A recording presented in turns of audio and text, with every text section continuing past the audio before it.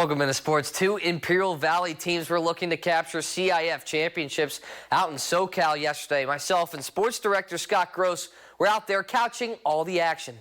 And the moment doesn't get much bigger than this. Calexico Baseball going for a Division III CIF state title after a remarkable postseason run that led them this very championship game. And now they're trying to bring a banner back home to the Imperial Valley. Calexico riding high, trying to get their first CIF championship since 2023, but they'd have to beat the number 2 seed University City Centurions. It was David Lara on the hill for the Bulldogs. He'd have a little bit of trouble in the first, though, as A.J. Curry hits one deep out the right center field. The Tennessee Volunteer commit gets all the way around second, heading to third for the triple, where he's able to slide in safely, leading things off there. And they're able to capitalize as Jade Barth hits one to right field. That's able to bring around Curry for the opening run of the ball game. UCHS gets on the board here in the top of the first, 1-0 Centurions. And they actually rolled out Curry on the hill. He was sitting 92, 93 pretty much all day long. Tough matchup for the Dogs, but they'd fight a little bit here in the first as Luis Beltran is able to move the runner from first all the way to third. So some heads-up base running there, trying to score a run here for Calexico. It was Derek Carrillo coming up next for Calexico. He hits a deep sac fly out to center field. That's able to bring around Calderon from third base. The Bulldogs respond nicely, tie things up 1 apiece. And after a scoreless second, we take you to the third. Laura running into some trouble again. It's Ethan Antimore. He drives one deep to center field. That's going to get down for extra bases for him, and he clears it with a bases-loaded double for Antinor. He makes this one 4-1 now for the Centurions. And Calexico down 3, bottom half of the third. Luis Beltran trying to chip in once more. Drills one out to left field for a single. So the Bulldogs actually rallying a little bit here in the third. Andrew Garcia as well smokes one up the middle.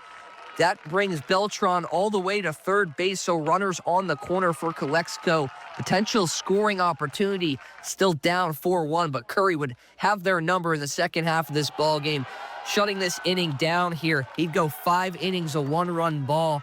The Bulldogs would only score their lone run in that first inning. Jose Ortega did come in later in this ball game to kind of clean things up for Calexico, keeping things scoreless for a little while, but it didn't matter as the Centurions win 12-1, clinching the CIF D3 title. After the game, we got the chance to talk to Calexico head coach Luis Broseno as well as outfielder Jose Ortega. Here's what they had to say after the game. We have 6 seniors leaving and we have 10 juniors, so it's going to help us in experience.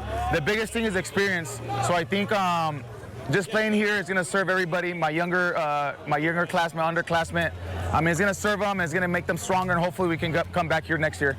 Oh, it's fun. It's fun. Playing in a big college stadium like this, always fun. It's fun, and especially with the big crowd from people from our little valley, and then from people here in San Diego, it's nice. Calexico's title hopes did fall short, but their run to this championship game capped off one of the most exciting seasons in program history. Reporting here from Ron Fowler Field, Sam Kirk, KYMA Sports. Now to Scott. Thank you, Sam. Here at UC San Diego's Triton softball field, it's the Battle of the Birds. Southwest Eagles versus the Olympian Eagles in the CIF San Diego Section Division III championship game. These two teams no strangers to one another. Olympian got by Southwest earlier this year 6-1. Today, a rematch and a chance for revenge for Southwest. The El Centro Faithful field stands as Olympian squares off versus Southwest for the second time this season. Freshman Alexis Trujillo in the circle for Southwest. Top of the first, 1 on for Jacqueline D. Mariga, and she smashes this pitch into the gap. Runner from first scores on the RBI triple. Olympian would score 2 in the first and 2 more in the second, giving starting pitcher Alexandra Perez an early 4-0 lead. Bottom of the second, 2 on, no out for Southwest. Emily Marquez with the shallow fly out behind first. Check out the tag and head first slide by Aliana Aguirre at third. She'd be stranded there to end the inning. Bottom of the third, 1 out. Kiana Alvarez to short. The error by the shortstop. Alvarez motors over to second. She's pumped, but she'd also be stranded. Top of the seventh we go. Southwest down 7. Alexis Trujillo still in the circle and takes a line drive shot. She makes the out. she'd be okay on a very close call. Next batter, a shallow fly to center, Sofia Saceda with the sliding catch for the third out.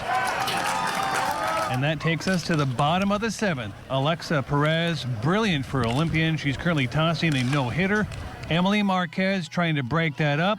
She hits a hot shot to short for the out, and that does it. Olympian wins 7-0 on Perez's no-hitter. Southwest season comes to an end as the runner-up in Division III.